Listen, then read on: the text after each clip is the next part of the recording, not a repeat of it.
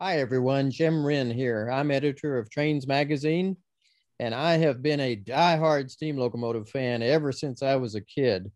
When I was just 5 years old, my dad put me on his shoulders to watch Southern Railway 4501 come through Asheville, North Carolina, and I have been in love with these machines ever since. One of the joys of being editor at Trains is seeing new steam locomotives coming out and seeing restorations completed and these fine old locomotives coming out to inspire us once more. Today, it's my pleasure to welcome Shane Meador and Joey Bryan from NASHVILLE STEAM Preservation Society. That's the group that's restoring Nashville, Chattanooga, and St. Louis 484, number 576 in Nashville, Tennessee. And welcome, Joey and Shane. Thank you, Jim. Looking forward to asking you guys some questions about the project and this fine old engine. Shane, I guess I want to just jump right over to you and just, kind of set it up. It's been an incredible few years to watch this project come together. And the locomotive, you've got a great mainline locomotive. You've got a place to run it, passenger cars, great partners and local relationships. And of course, this fall, the exciting part was that the restoration has passed the 50% completion mark. Tell us where you are now and what you need to do to finish. Right now, as you mentioned, we are just over 50% complete with the locomotive restoration. And we are actually involved in quite a few projects, which are not just the boiler, not just the frame, but not just those, but we have the wheel sets we're working on. We have the roller bearings that we're inspecting. We have spring rigging we're working on, brake rigging we're working on, so appliances. So a lot of different things going on at partner shops around the United States. It's busy. We're making good progress. So we have multiple projects going on. We're not only in Nashville, but multiple shops around the country. We're working on the boiler. We're actually finishing up the last flush patch going in the backhead now. We've got multiple appliances and components at partner shops around the country, as I mentioned. The new engine truck wheel sets and wheels are being pressed on the axles at a partner shop in Pennsylvania. We've got various components at machine shops in Nashville and in Chattanooga. So making a lot of good progress and on multiple fronts. As of right now, I do think that it's going to take approximately 2 to 2.5 more years to complete the restoration. And a large part of that is because of how COVID has affected us, just as it has affected everyone. Contractors, they're backlogged. Some of our local shops are backlogged. As well as material restraints have really impacted everyone as well. And then last but not least is funding. Right now we anticipate approximately $800,000 remaining to complete the fundraising effort to restore the locomotive to operation. And of that, $200,000 has been pledged. Also, we are so thankful for all of our sponsors and donors and partners. But we also want to give a special shout out to Rich and Caroline Tower of the Candelaria Fund, as well as Wick Mormon, who have of the Wick Mormon Charitable Foundation, who have graciously offered a matching grant campaign that they will match all donations $500 and above, up to $100,000 from now to the end of the year. And I'm happy to announce we are approximately $70,000 or so raised so far to meet that matching grant. So we have approximately $30,000 more to go between now and the end of the year. Optimistic that we'll hit that, but all donations are appreciated, and that's what's going to keep this thing and this project moving and get it completed.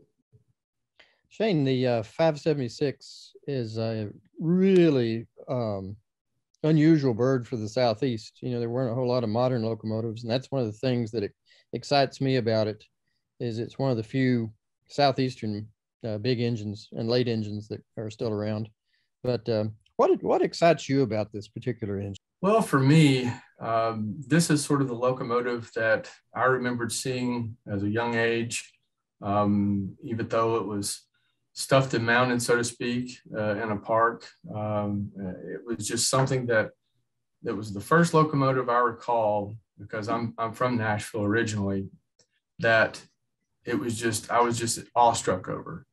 And to me, it probably was the locomotive that helped me choose my career path in the preservation, the railroad preservation world.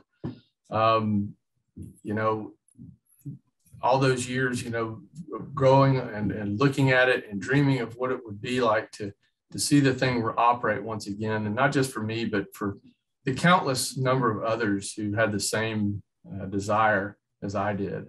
You know, that's one thing that's really important to me about this locomotive. And as I began growing my career and learning more about these, it wasn't till then I realized just how special that the 576 actually is, being that modern locomotive. You know, having those modern, you know, engineering technology applied to it, it is a special locomotive to me for sure. There are so many things that have to take place on a local, a regional, and a national level for something like this to happen. Can you go into a little bit more detail about what all's involved in that? Well, partnerships are key, and you know, you can't. No one can do this on their own. It takes a community for sure. And we're just so thankful early on with our initial meetings with Metro Parks. In that relationship, we were able to grow with the folks there at Metro Parks and the Park Board. It was just a really, really good relationship, and we still maintain a really good relationship with those guys. And not just those folks, but also the folks at the tourism, you know, tourism bureau, our friends over at Metro Council, the mayor's office, and then, as I mentioned, our sponsors, of course, our friends over at R.J. Corman and Tennessee Central Railway Museum. So all these, it's really a big collaboration in a lot of ways for what we're trying to do. It's not just Nashville Steam doing it by themselves. It's the help of the community for sure. And not just the local community, but we've also gotten a lot of support from the rail fan and preservation community around the country, and some internationally as well. So, like I said, it can't be done by ourselves. You know, it's much larger than just us. Well, I'll bounce off that. You know, it's really kind of astonishing who's come out of the woodwork to really help this restoration. Like the YouTube machinist community, which I didn't know was a thing until this restoration project has come out. Keith Rucker with Vintage Machinery has come out to restore the Stoker engine, and he's doing that entire process on his YouTube channel. He's asked other machinists in the YouTube community as well for help in that. So really, both, you know, the digital side and the physical side is really growing. It's kind of one of the great things about restoring steam in the digital age is you can use those collaborations and partnerships that you couldn't use back in the 70s and 80s, but with email and Zoom, and, you know, we can have collaborative partnerships with organizations all over the country. And I was remiss in my introduction in forgetting to mention that Trains is sponsoring the 576 as its preservation partner this year and into 2022. We want to make sure that it gets where it's going. So we're making sure to shine the light on that project in our print product and on our online product as often as we can, and to do our part as well. We're very much appreciative of that, Jim. Thank you. You bet. Appreciate it. Believe me, it's our honor. That's for sure. So Shane, you mentioned a little bit about this was the locomotive that inspired you and developed your career in railroading there. Can you give us a little bit more of your background in railroading and also with regards to steam locomotives? Sure. Well, as I mentioned, being from Nashville, you know, the closest opportunity I had to experience a steam locomotive in operation was in Chattanooga at the Tennessee Valley Railroad Museum. So I would frequent there quite often as a child.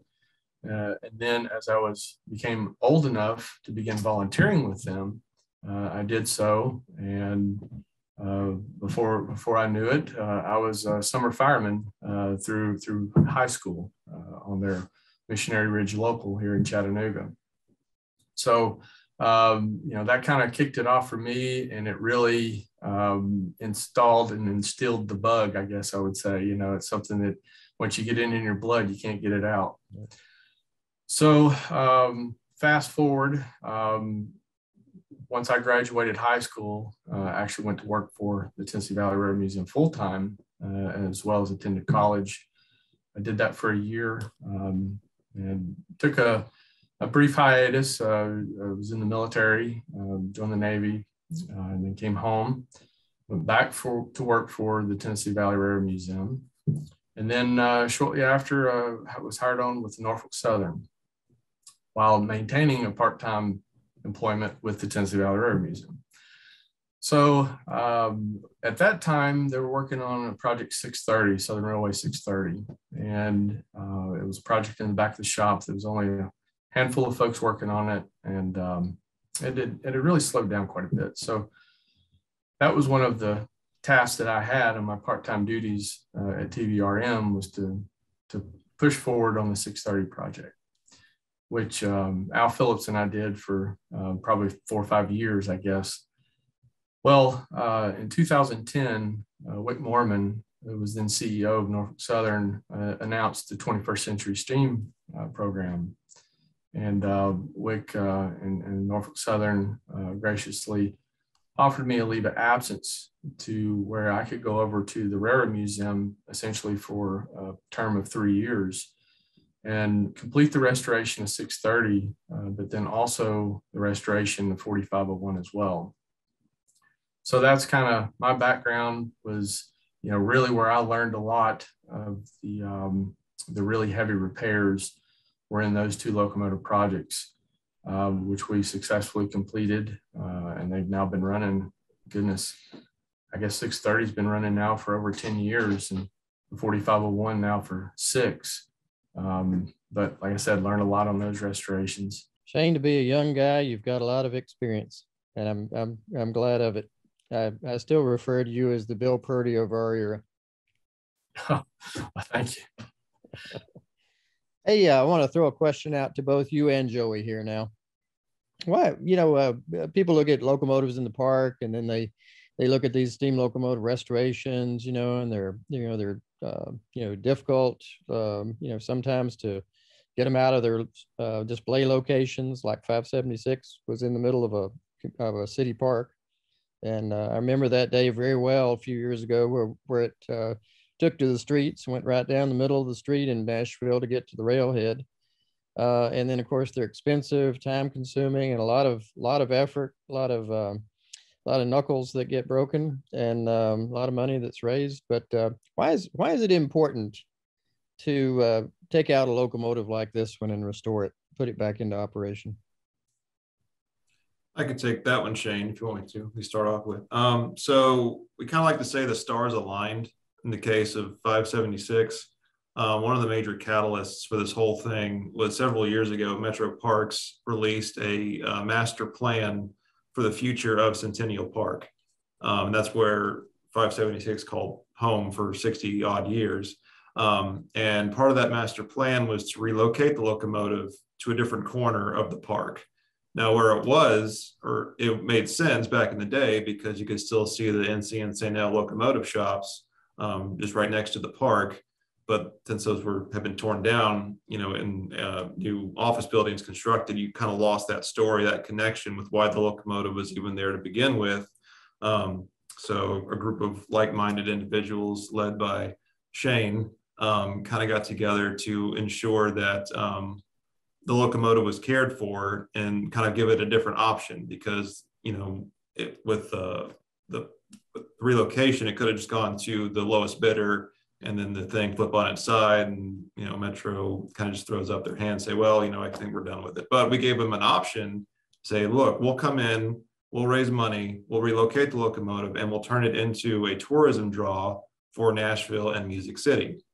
And so they were very receptive to the idea. They cared for locomotive, but like any Metro organization, they don't know how to care for locomotive. But that's where we come in. So with TCRM also operating, Tennessee Central operating successful excursions for more than 30 years. There's the WeGo Star commuter train that's been in operation along the Nashville and Eastern. So it's kind of proof of concept that this could work. So we got unanimous approval from the Metro Parks and Metro Council for a lease agreement to relocate the locomotive out of the park, restore it, and then operate it on Nashville and Eastern with the help of RJ Corman and Tennessee Central. That already has 11, 12 cars at the ready, 1950s era Bud passenger cars. So it'll be a nice consist behind the locomotive. So really, again, just the stars aligned for 576. So we kind of covered questions 6 and 7 earlier today. So I'm going to jump down to 8. Guys, tell us a little bit about how important volunteers are on this project, and what do you do with your volunteers to help develop their talents and skills in a project like this one? Well, I think volunteers are what's keeping this project moving on time and on budget. We have a core team of regular volunteers as well as our volunteers that are only available on the weekends. And in addition to that, we've got a number of administrative volunteers, marketing volunteers, et cetera. So it's not just the folks that are out there turning wrenches, but it's also the people behind the scenes and helping with fundraising, helping with marketing, et cetera. So it's all really is a really big family that are all working together. But in regards to your question, as far as skills and developing that skill sets or those skill sets, with any project like this, we have to learn our volunteers and know what their skill level is to begin with. Many of our volunteers do have an interest and a desire to learn it, but don't necessarily have that skill, or perhaps it's very rudimentary. So it's up to us to be able to train them and work them up into a capacity where, perhaps that we can put them on specific projects by themselves. And we do have quite a few volunteers, in particular those that have been with us more on a regular basis, where we can take that time and share that with them and grow that skill with them. It's a little bit more difficult when folks only show up, once every 2 or 3 months, but nonetheless, it's all appreciated and all needed, and something that we still want to work with everybody to develop them, develop their skills, not just for their personal use, but also to help the project move forward. So, and I'll also add that we had 2 events kind of curtail the amount of volunteer work we were hoping to get done. The first one affected everyone in the world was the pandemic. We had to basically shut down the shop for a couple of months, and then we were limited to who could be in the shop at any given time. And then again, in March of this year, we had straight line winds come and damage the shop, and a roof of a neighboring building slammed into our shop and caused a giant gaping hole. And then we had to work to clear that out, work with insurance, but we really want to, build back that volunteer program. So if anyone is interested, more than willing to drive to the Nashville area, you can certainly volunteer with us. Just go to NASHVILLESTEAM.org, and all the information to volunteer is on there. And I think, as Shane said, there's a place for just about everybody. I know I'm no mechanic, but in my years at Spencer, I know I was a very good needle scaler, wire brush runner, and valve lapper that frees somebody else who does know what they're doing on some of the more complex things to get those jobs done. So that's where I'm at, Jim. Yep, we can't overemphasize the fact that there's probably a place for everybody there, no matter if your skill is just basic or if you're advanced. Absolutely. Absolutely. So let's talk a little bit about the future. You know, 2 or 3 years down the road when the engine's done. What's the vision for it, for its operations? So the goal ultimately is to pull steam powered excursions on the main line on the Nashville and Eastern. As we talked about, the Tennessee Central already operates excursions. So if you want to check out their 2022 schedule, go to tcry.org and get to learn both the train set as well as the route we'll be running in a couple of years. They're a great organization. They've helped us out immensely.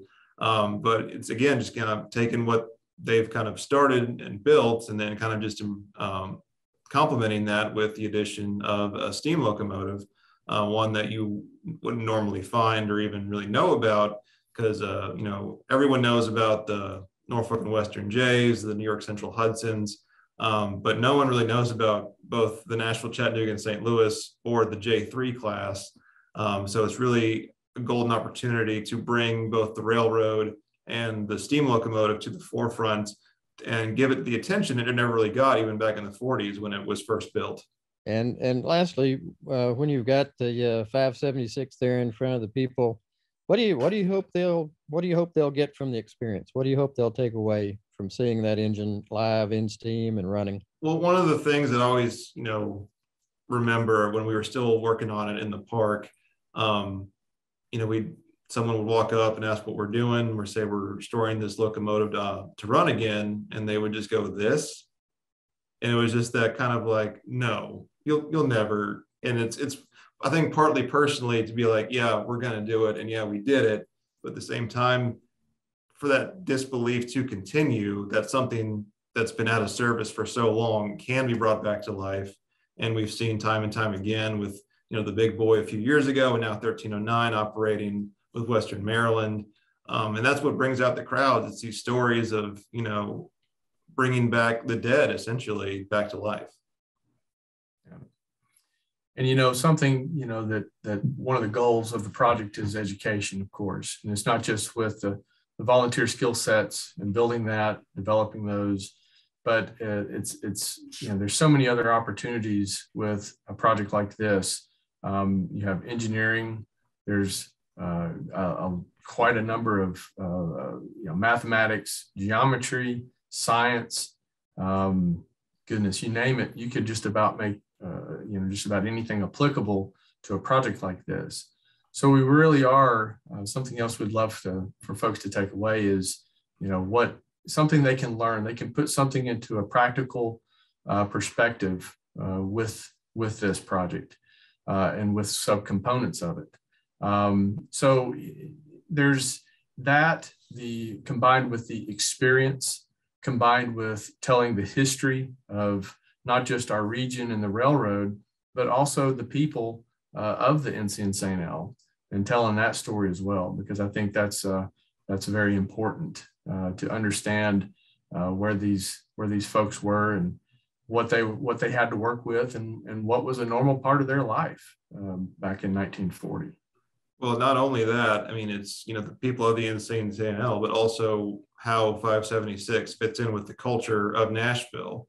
Because, you know, we're known as Music City, but how did those musicians travel? How did those songs get from point A to point B? It was the steam locomotive pulling those trains coming into Union Station. And it's a chance to bring those sensory experiences, all those rhythms and sounds that come with the steam locomotive that have inspired so many musicians from every genre of music. It just makes sense to have it right there in downtown Nashville. Not to mention all the songs written about steam trains. A lot of those too. Fantastic. Well, this is a great project. Like I said, Trains is glad to have a small part in it. Joey and Shane, I appreciate, and just on behalf of the steam enthusiast community and the rail fan community, thank you both for what you're doing to make this happen. It is really great to watch it unfold. Well, thank you, Jim. And we specifically want to thank Trains Magazine. We want to thank all of our sponsors, our donors, all our partners out there, our volunteers, because none of this would be possible without all you guys. So thank you so much. Make sure you go to NASHVILLESTEAM.org. I believe I've got that website address correct. NASHVILLESTEAM.org. It's got more details about the project. And you can also see exactly how to make a donation either online or by mail. And I'm looking forward to getting a lot more reports from Nashville. And in fact, I'm looking forward to seeing the project again soon. It's been a few years and I'm ready to touch it again. Sounds good. You're welcome anytime. We'll be glad to have you. You bet. You guys have a great day. Trains Nation and everybody out there in Nashville Steam Land, have a great day. Thanks for joining us. Take care, everybody. Thanks, everyone.